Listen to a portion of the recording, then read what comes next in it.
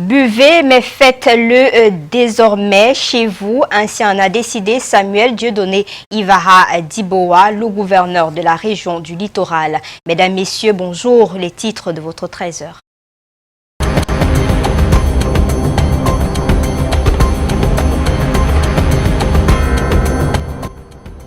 Fini la consommation des boissons alcooliques, hygiéniques, traditionnelles et des vins dans les débits de boissons et autres espaces publics. Cette mesure prise hier par le gouverneur de la région du littoral rentre dans le cadre de la lutte contre le Covid-19. La grève des transporteurs maintenue pour le 6 avril prochain. L'indifférence du gouvernement face aux revendications permettrait d'amortir les pertes financières causées par le Covid-19 et réagir le président national du syndicat des transporteurs du Cameroun. Vous l'écouterez dans ce 13h et on ira à Doualabar, à Akwa, un quartier de la ville, pour prendre les dernières nouvelles de cet incendie survenu ce matin dans un entrepôt et qui serait causé par des enfants de la rue selon les dernières informations recueillies sur place.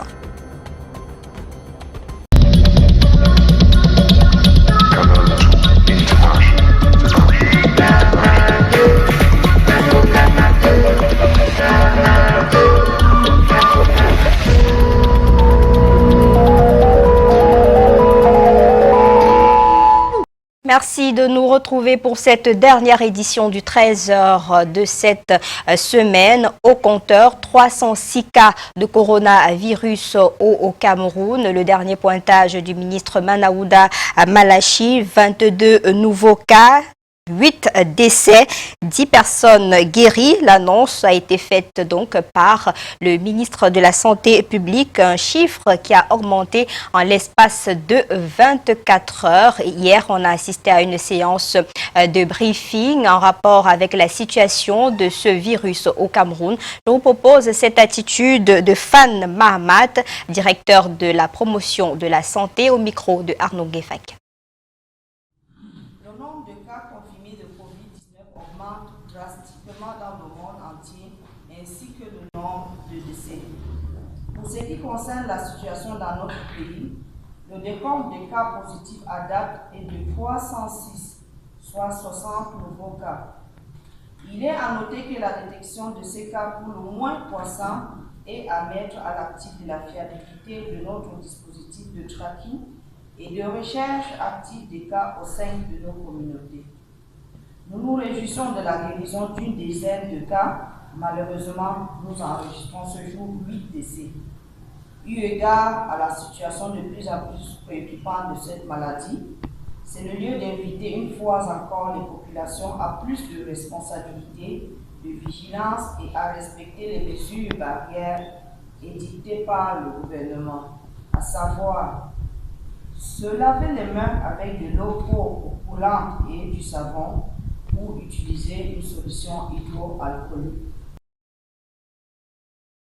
Et c'était donc là Mahamad, directeur de la promotion de la santé au niveau du ministère à Yaoundé, en rapport toujours avec cette pandémie. Dans un post de Manaouda Malachi, il précise des stratégies, testing massif et généralisé, placement en traitement immédiat des cas, surveillance active des cas suspects, sensibilisation des populations, hygiène, distance, maîtrise des frontières, développement d'expertise locale fiable pour la riposte. Voilà donc des stratégies proposées par le ministre de la Santé. Et pendant ce temps, dans la Sanaga maritime, des volontaires sont sur le terrain depuis hier, notamment dans les zones les plus reculées. Mégaphones et autres tracts sont utilisés pour faire passer le message. Christian Bock pour le reportage. Celui qui n'éduque pas est un risque pour toi. C'est le message fort des communicateurs volontaires en campagne d'information et de sensibilisation dans les zones reculées du département de la Sanaga maritime dans la lutte contre le Covid-19. Essayez de mettre une distance entre vous. 1 mètre, c'est ce qui est recommandé. Ne dites pas que le virus n'est pas encore arrivé ici. Du carrefour Mbongo en passant par Dizanga et Pouma, le message a été le même. Frottez bien l'intérieur de vos mains, nettoyez les ongles, frottez la surface de votre paume de main. Il s'agit ici de mener cette sensibilisation auprès des populations qui ignorent ou refutent les recommandations ministérielles afin de leur faire changer de comportement sur le plan hygiénique. Nous, population de Dizangé, nous allons barrer la route à cette maladie, feu au pas, avec la volonté de bon Dieu. Nous prions aussi le Dieu tout-puissant de nous aider. Nous avions monté notre volonté. Dans les grandes artères et les lieux de forte concentration de ces villages, l'on procède à des gestes préventifs contre le coronavirus au grand bonheur des populations. C'est très bien, moi je vous félicite même parce que vous avez fait une bonne chose contre la virus Corona. C'est très bon, vraiment, quand vous avez pensé au marché de Pouma. Je vous félicite. Après la Salanga maritime, la caravane va se déporter dans les départements du Nkam, du Mungo et de l'Ouest pour le même exercice. Car la lutte contre le Covid-19 est une affaire de tous et de chacun. Et dans le même registre, dans la cité économique, précisément à la mairie de Douala 5e, les agents sont descendus sur le terrain pour procéder à la désinfection des marchés que compte cet arrondissement de la ville de Douala. Des précisions avec Junior Hossin et Marius Kosso. Au cœur des différents marchés de l'arrondissement de Douala 5e, chaque coin et recoin sont atomisés de désinfectants. Ce jeudi matin, les plus de 8 marchés de cet arrondissement sont fermés. Et c'est tout ému que les populations assistent à cette opération visant à détruire les probables germes du Covid-19. Ainsi, l'atomiseur déverse sa solution hydroalcoolique sur le secteur de la volaille, des vives frais et du bétail. Même les toilettes ne sont pas épargnées. C'est normal, on doit désinfecter le marché. Cette maladie fait vraiment ravage dans ce Cameroun, partout dans le monde entier surtout. L'opération est initiée par le maire de l'arrondissement de Douala 5e, accompagné du délégué d'arrondissement du ministère de l'élevage, des pêches et de l'industrie animale. C'est un désinfectant à large spectre, ça détruit les virus, tout type de virus, les bactéries et tout pathogène qu'on retrouve sur le sol, sur le bois. Les populations qui accèdent dans ces marchés doivent scrupuleusement respecter les mesures d'hygiène prescrites par le gouvernement. Ça, c'est le message fort. Barrer la voie au coronavirus ici à Douala 5e est une affaire de tous. Intensifier la sensibilisation est donc en ligne de mire de la mairie. Il est question d'organiser avec les chefs de quartier et les propriétés dans les quartiers. Nous allons accompagner la population dans l'information de porte à porte. Dès demain, les marchés de Bonamoussadi, Cité des Palmiers, Bédi, Makepe Misoke et les autres ouvriront les portes, mais sous l'œil vigilant des agents de la Croix-Rouge postés à chaque entrée. Et un autre arrondissement, c'est Douala 2e. Depuis les premières heures de la matinée, l'on assiste à une désinfection totale des centres de santé et autres formations sanitaires. Ceci intervient après la désinfection des marchés, une opération menée par la mairie de Douala 2. Et toujours dans le cadre de cette lutte contre la propagation du Covid-19, il est interdit la consommation sur place des boissons alcooliques, hygiéniques, traditionnelles et des vins dans les débits de boissons, stations-services, établissements commerciaux et autres lieux aménagés à cet effet. C'est un arrêté signé hier par Samuel Dieudonné Ivara Diboa, gouverneur de la région du littoral. Un arrêté qui fait suite aux autres arrêtés pris par les gouverneurs des régions du sud-ouest et de l'est. Nous y reviendrons dans nos prochaines éditions. Et sur les réseaux sociaux, une information circule depuis quelque temps. L'université de Ngaoundéré prépare une contamination massive des étudiants au Covid-19 à travers une série d'évaluations et cours au lycée de Sambogari, un établissement qui vient en aide à l'université de Ngaoundéré dans la mise en place des cours. Qu'en est-il exactement sur le terrain? Notre reporter Eringele a mené l'enquête pour nous.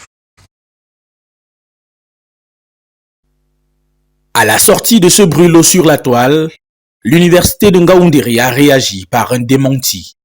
Le dernier en date est celui des étudiants de Master 2 Recherche de la Faculté des Sciences de l'Éducation épinglés. Certains d'entre eux ont été rencontrés.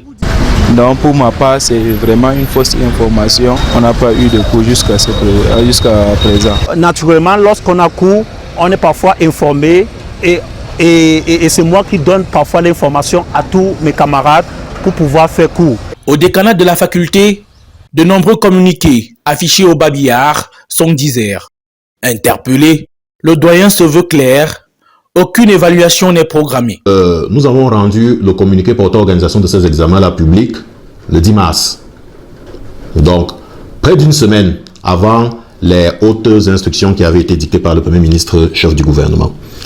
Alors, après avoir pris connaissance de ces mesures et du communiqué de Madame le recteur, nous avons donc sorti ce communiqué-là qui portait sur le report des examens de la seconde phase de programmation académique.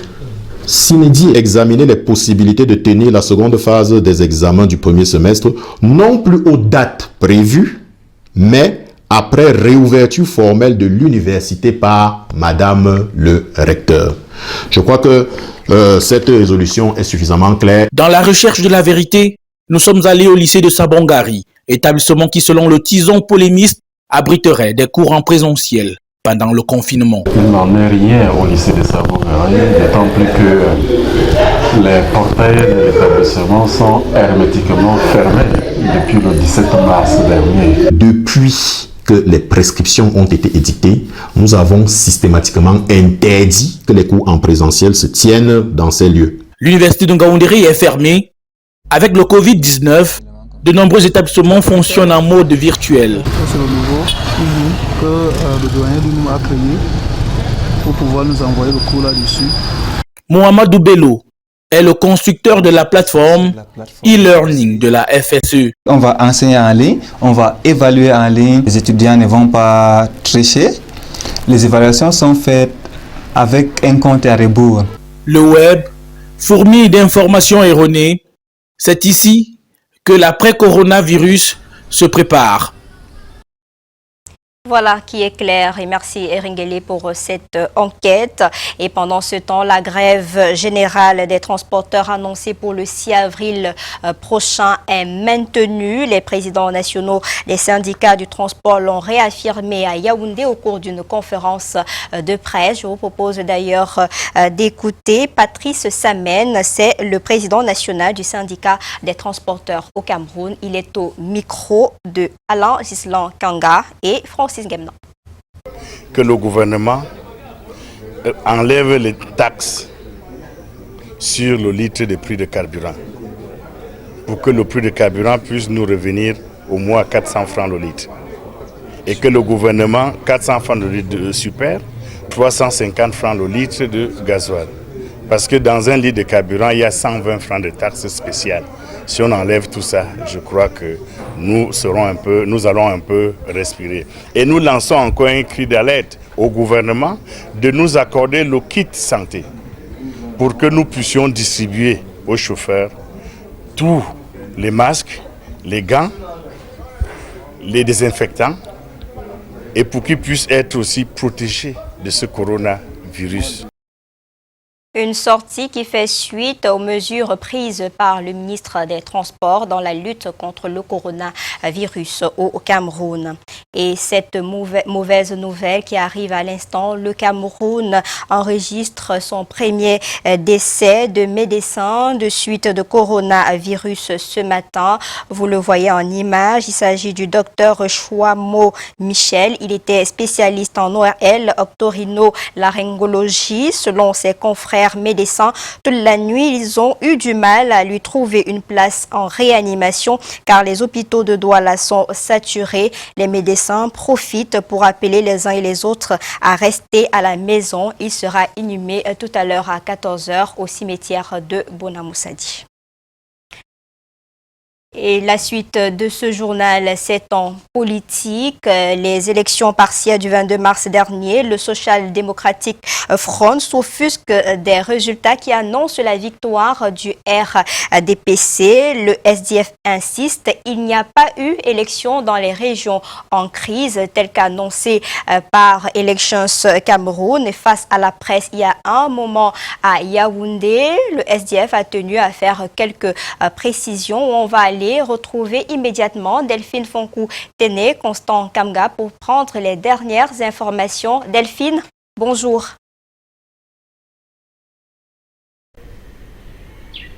L'île Piedjou, bonjour. Justement, au rang des irrégularités constatées, la première, c'est que aucune mesure n'avait été prise ou alors n'a été prise à l'entrée des bureaux de vote pour contrer le coronavirus. Il n'y avait pas d'eau coulante, ni de savon, encore moins de désinfectants pour protéger les électeurs dans ces sites. Joshua aussi signale par ailleurs que 2 électeurs ont été tués le jour du scrutin même. Et par ailleurs, les candidats du SDF en course pour cette élection n'ont pas eu l'opportunité de battre campagne faute de l'insécurité. Elections Cameroun leur avait pourtant garanti de prendre des mesures à cet effet, mais qui n'ont pas été respectées. Et finalement, les 11 circonscriptions dans le nord-ouest et le sud-est ont été remportées par le Rassemblement démocratique du peuple camerounais, RDPC. Le point de presse de ce jour, également au cours de ce point de presse, le parti de Nidjon Frondi a fait savoir qu'il s'offusque contre ces résultats.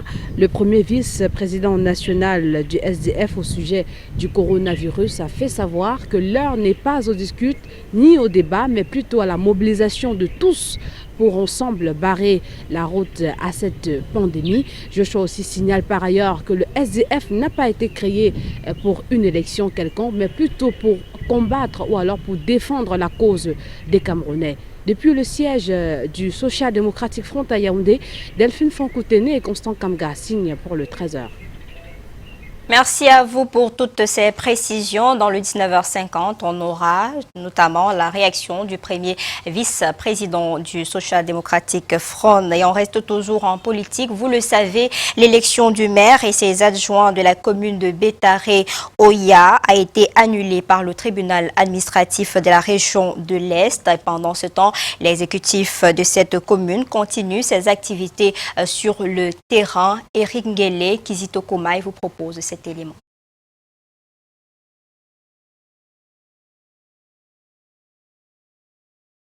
Il est 8 heures, ce jour dans la ville de Bétaré-Oya, dans le département du Lom et Djerem, région de l'Est. Un tour dans la commune ici, rien n'a changé après le verdict du tribunal administratif de Bertois qui annule la session de plein droit de la dite commune. Pour les conseillers, il n'y a pas eu de fraude et sont prêts à reprendre les élections s'il en faut. Nous, les 25 conseillers, nous ne sommes pas décédés, nous sommes vivants. Qu'il faille qu'on fasse ça tout de suite, qu'ils viennent, nous sommes prêts. Nous sommes prêts à faire les élections. Pour le maire élu lors de la session de plein droit, il n'est pas question de se laisser distraire, car l'heure est au boulot en ce temps de décentralisation et l'annulation de la session de plein droit n'arrêtera pas l'activité de l'exécutif municipal. Mais pour l'instant, nous nous sommes résolument mis au travail. Et puis, comme cette situation n'est pas suspensive, c'est-à-dire la situation d'annulation n'est pas suspensive, n'est-ce pas, de l'exécutif, c'est-à-dire par rapport à son travail, nous on travaille normalement jusqu'à ce que le verdict tombe et que l'élection se reprogramme. Ces jours, le maire, compte tenu de la riposte contre le Covid-19, est descendu dans les villages de son arrondissement pour mener la lutte aux côtés des réfugiés centrafricains et ses populations. Nous sommes en train de prendre des dispositions, on prend des mesures pour que cette maladie soit évité autant que faire se peut. Parce que vous savez, si cette maladie venait arriver chez nous, avec nos habitudes que nous connaissons, je vous assure, nous allons mourir comme des mouches. En attendant que la Cour suprême donne le verdict final, l'exécutif communal de Bétaré-Oya continue sérénement ses activités, loin de la peur d'une supposée annulation d'une session qui avait conduit à l'installation du maire actuel en début du mois de mars 2020. Et c'est une affaire à suivre et dans le registre des faits de société. Retournons dans la cité économique. Un incendie s'est déclaré aux premières heures de la matinée dans un entrepôt au lieu-dit Douala-Bar. Le feu aurait été provoqué, selon les dernières informations, par les enfants de la rue qui, surpris en plein acte de vol par le propriétaire de l'entrepôt, ont promis vengeance. Des précisions avec Junior Roussin et Marus Kossou. De la fumée s'échappant de ce qui reste de cet entrepôt réduit en cendres tôt ce matin au lieu dit Douala-Bar à Douala. Je suis arrivé ici peut-être vers 6h25, et avec une énorme flamme chez le voisin derrière. Du coup, ça a commencé par les arbres, ça a attaqué les deux bureaux du dessus là, puisque nous avons deux bureaux là au-dessus. Vous avez vu mon bureau est complètement incendié. C'est toute une vie, ça, c'est toute une vie. Hein? Je prie Dieu Tout-Puissant que s'il n'y a pas de perte humaine. Dans ce magasin de brocante et dans cet espace de vente consacré à l'alimentation pour chiens, l'incendie qui est survenu aux environs de 5 heures ce vendredi matin s'apparente à un acte criminel, comme le démontrent les sinistrés. Je suis en train de traquer les voleurs qui volent au magasin chaque jour.